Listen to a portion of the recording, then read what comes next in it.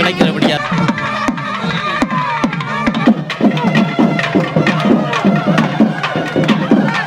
Olden இல்லையா? நான் ஃப்ரான்ஸ்லேருந்து. கனகாலமாக இருக்குது. கல்யாணம் நடக்கிற நல்ல கோயில். அம்பாள், காமாட்சி, மீனாட்சி என்று கேள்விப்பட்டிருக்கிறோம். மனோன்மணி என்றது வந்து கூடுதலாக கேள்விப்பட்டது. அது ஊரில் ஏதாவது கோயில் அப்படி இருக்குதா? எல்லாம் வேப்பம் இருக்குது, கருவேப்பிலை சொல்லிட்டோம், ரம்ப, தூதுவளை, துளசி. வணக்க நண்பர்களே, உறவுகளே, எல்லாரும் எப்படி இருக்கிறீங்க? எல்லாம் சும்மா இருக்கிறீங்களா? நான் நல்லா இருக்கிறேன். இன்றைக்கு வந்து சுவிஸில் இருக்கிற ஓல்டன் ஸ்ரீ மனோன்மணி அம்பாள் ஆலயத்துக்கு வந்திருக்கிறோம். என் நண்பர்களுக்கும் குருமார்களுக்கும் நாதஸ்வர கலைஞர்களுக்கும் இங்கே வந்திருக்கும் பக்த அடியார்களுக்கும் ஸ்ரீ சிவான் மக்கள் சார்பாக மனமார்ந்த நன்றியை தெரிவித்துக் கொள்கிறோம்.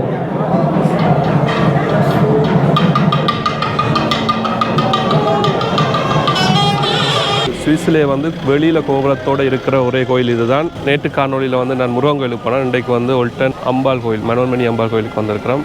வாங்க, இந்த கோயிலில் வந்து இன்றைக்கு தேர் திருவிழா நடக்குது. எப்படி நடக்குதுன்னு பார்த்து தெரிஞ்சு கொள்வோம். மற்றது எனக்கு ஆதரவு தர எல்லா உறவுகளுக்கும் மிக்க நன்றி. வாங்க கோயிலுக்கு போவோம். சுவாமி அதாவது விநாயகரை தூக்குறாங்க. பின்னால் வந்து காவடிகள்.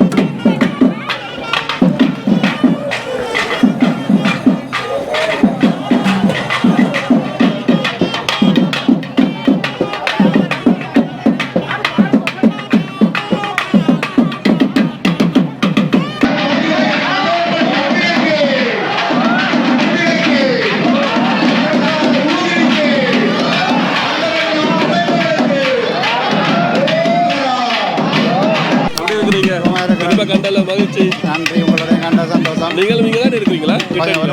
ஒரு மகிழ்ச்சியாலும் இந்த கோயிலை பற்றி சொல்லுங்களேன். வந்து போடுறாங்க. பெருசாக 10 வருஷம் மேலே கனகாலமாக இருக்குது. கல்யாணம் நடக்கிற நல்ல கோயில். சுவிஸில் வந்து கோபுரம் வெளியே இருக்கிற கோயில் எவ்வளோ ஆழமாக இருக்குன்னு தெரியுமா அந்த கோயில்? கனகாலமாக இருக்குது. கோயிலாக இருந்து அப்புறம் இங்கே வந்து போகிறேன். ஓகே, நன்றி. நன்றி.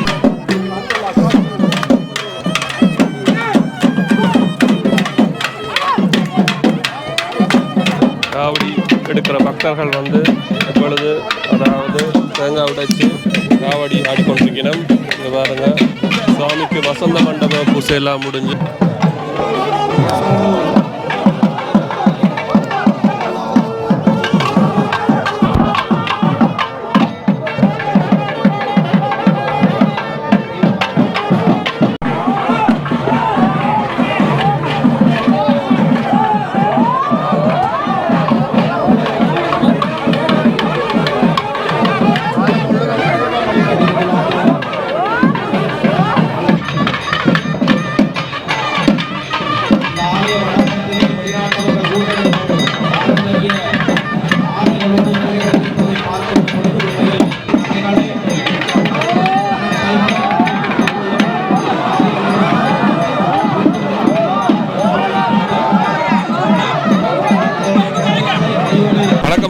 வணக்கம். எப்படி இருக்கிறீங்க?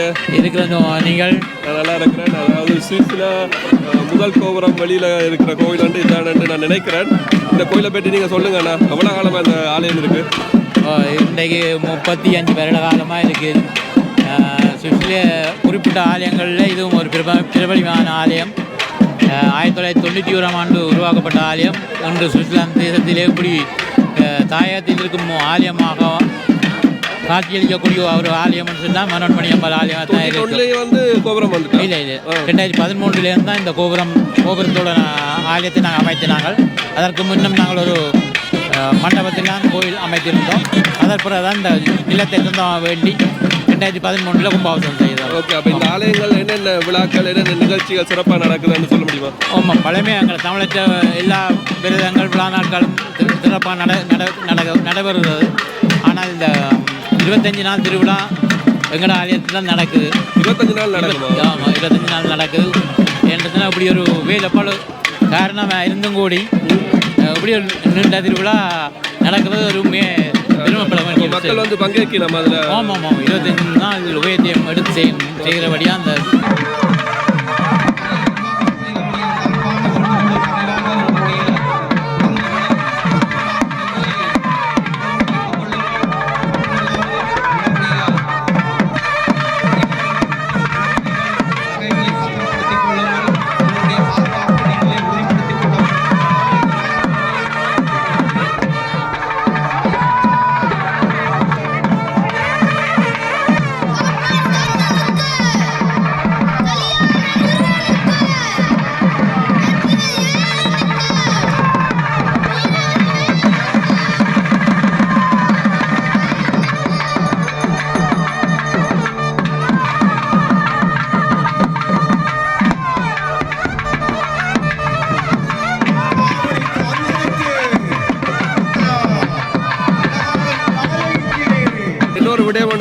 கூடுதலாக வந்து அம்மன், அம்பாள், காமாட்சி, மீனாட்சி என்று கேள்விப்பட்டிருக்கிறோம். மனோன்மணி என்றது வந்து கூடுதலாக கேள்விப்பட்டால் அது ஊரில் ஏதாவது கோயில் அப்படி இருக்குதா? ஆமாம், குறிப்பிட்ட கோயில் மட்டும்தான் இருக்கு. நான் நினைக்கிறேன் ஊரளவில் ஒரு மனோன்மணி அம்பாள் ஆலயம் இருக்கும்னு நினைக்கிறேன். அது மாதிரி புங்குடுதீவில் இருக்கிற மனோன்மணி அம்பாள் ஆலயம். அது மாதிரி நான் நினைக்கிறேன் கொக்குவில் ஒரு மனோன்மணி அம்பாள் ஆலயம் இருக்கிறது. ஏன்னா எங்களோட ஆட்சிக்கு பேர் வந்து மனோன்மணி. மனோன்மணி என்பது உண்மையில் ஒரு சிவன் அருட்சத்தின்ற ஒரு வடிவம் தான் மனோன்மணி. அதுக்காண்டி தான் அந்த மனோன்மணி நீங்கள் எல்லா இடத்துலையும் இதையும் காண மாட்டீங்க. குறிப்பிட்ட ஒரு ஆலயமாக தான் இருக்கும். வந்து ஆனால் உண்மையில் அது ஒரு அருட்சத்தில் வந்த அம்பாள் தான் மனோன்மணி அம்பாள். அப்போ இன்றைக்கு தேர்தல் இத்தனை வருஷமான தேர்தல் நடக்குது. இன்றைக்கு 35 வருஷம் இந்த ஆலயம் தொடங்கப்பட்டிருக்கிறது. இந்த 30 வருஷமாக நடைபெற்று கொண்டிருக்கிறது. 30 வருஷமாக தேர் ஓடி கொண்டிருக்கிறது. ஆமாம். அப்போ மக்கள் இங்கே வந்து இருக்கிற மக்களை பற்றி சொல்லுங்க. காலத்தில் வந்து இப்படி அதை பற்றி கொஞ்சம் உண்மையில் என்று சொன்னால் அந்த காலத்தில் நாங்கள் அகதியாக வந்தபோது உண்மையில் எங்கள் ஆலயம் இப்படி இருக்குமென்று ஒருவரும் எதிர்பார்க்கவில்லை. என்று சொன்னால் அந்த நேரத்தில் மண்டபத்தில் தான் இருந்தது.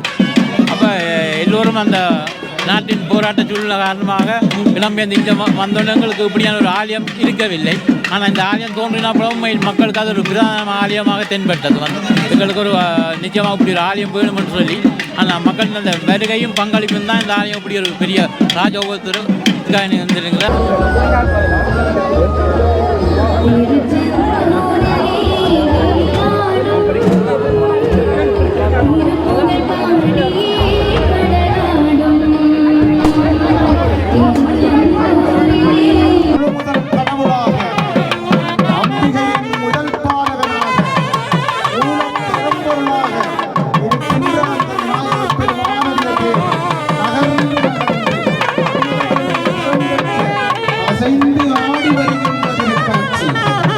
தொடர்ந்து இந்த உலகத்தினுடைய நாயகியாக உலகத்தை ஈன்றவளாக அடியவர்களுக்கு பேர்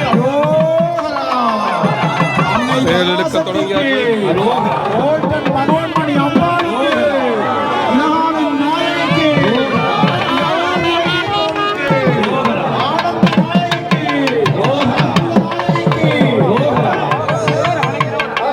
தங்கத்தேரிலே வருகின்றார்கள். இங்கே பிறந்தவர்களுக்கு ஒரு விருப்பமான ஆலயம்னு சொன்னால் மனோன்மணி அம்பாள். இப்போ இங்கே இருக்கிற ஆக்களும் அந்த பிள்ளைகளும் வந்து கலந்து கொள்ளுதா? ஆர்வமா நிச்சயமாக இந்த பூசைகள் அதெல்லாம் கூடுதலாக வந்து கலந்து கொள்வார்கள். ஆனால் அது மட்டுமல்ல நிறைய பேர் திருமணம் இதுதான் நடந்து நிறைய சொன்னால் தாயத்தில் நிற்கிற ஒரு காட்சி இங்கே அது கிடைக்கிறபடியா நிச்சயமாக நிறைய இளம் சமுதாயம் இங்கே பங்கு பெற்றி கொண்டிருக்கின்றார். நல்ல விடயம். நன்றி அண்ணா. ஆமாம், நன்றி.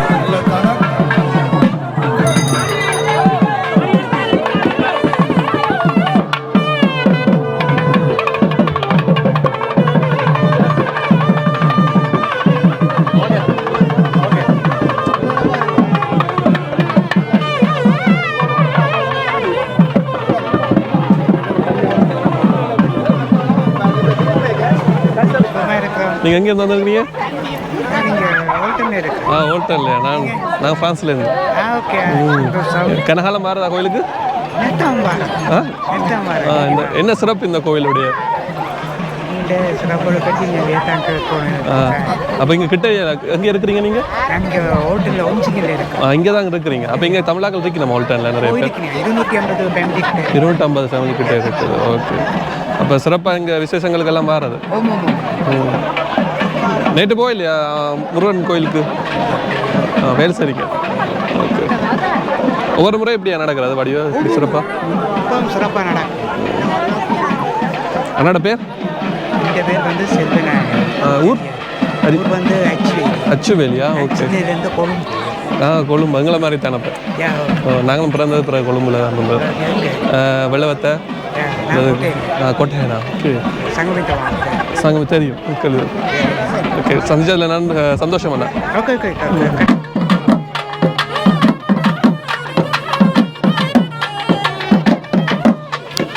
சிறப்பாக தேர் நடந்து கொண்டிருக்குது இங்கே காவடி. அதாவது மற்ற இடங்களை விட கடைசியாக ஜெர்மனியில் தான் இப்படி காவடி பார்த்தது. ஃப்ரான்ஸில் கூட காவடி வரையில் இருந்தாலும் பிள்ளையார் கோயிலுக்கு வர்றது. ஆனால் இப்படி கோயில்களில் வந்து காவடிகள் வந்து எடுக்கிற கஷ்டம். அங்கால தேர் விநாயகர்கிட்ட தேர், மற்றது பின்னால் மனோன்மணி அம்பாளுடைய தேரும், அதுக்கு பின்னால் எங்களுடைய தமிழ் கடவுள் முருகனுடைய தேர் வந்து கொண்டிருக்கு.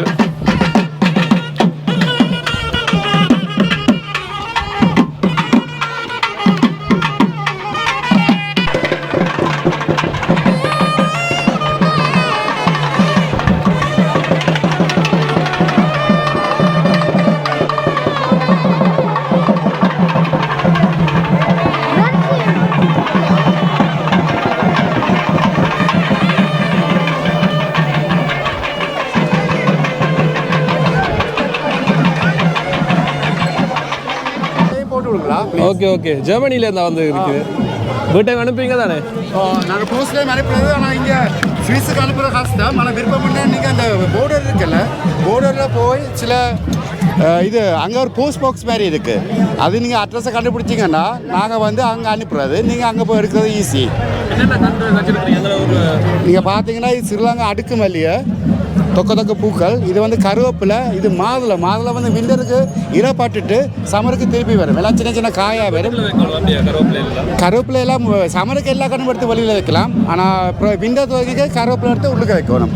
ஆனால் மாதுளை வந்து வெளியில் நீங்கள் தாட்டு விடலாம். தாட்டு விட விண்டருக்கு கொஞ்சம் பட்டு திருப்பி வரும்.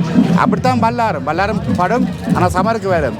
மிச்சமெல்லாம் வேப்பம் இருக்குது, கருவேப்பிலை சொல்லிட்டோம், ரம்பை, தூதுவளை, துளசி, வெத்திலை இருக்குது. என்னென்ன விலையில் அனுப்புறதுகளுக்கு போஸ்டில் அனுப்புறது வந்து கண்டில் வந்து ஒரு இடத்துல ஒரு வித்தியாசம். போஸ்டில் அனுப்புறதும் அப்படித்தான் ஒரு வித்தியாசம். கண்டு அனுப்புகிற ஒரு கண்டு எடுத்தாலும் 8 euro போஸ்ட் காசு, 8 கண்டு எடுத்தாலும் 8 euro போஸ்ட் காசு. நன்றி.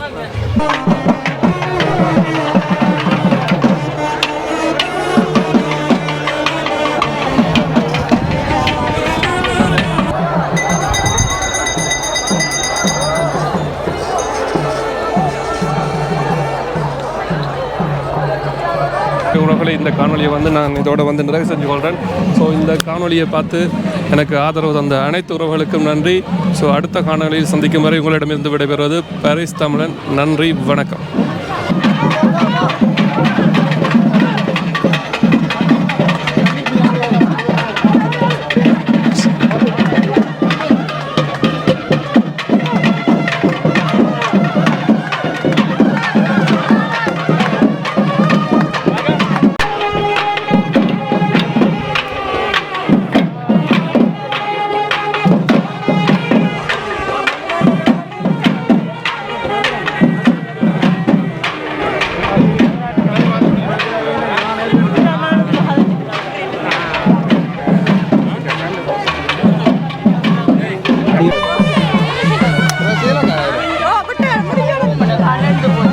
கால் நூறு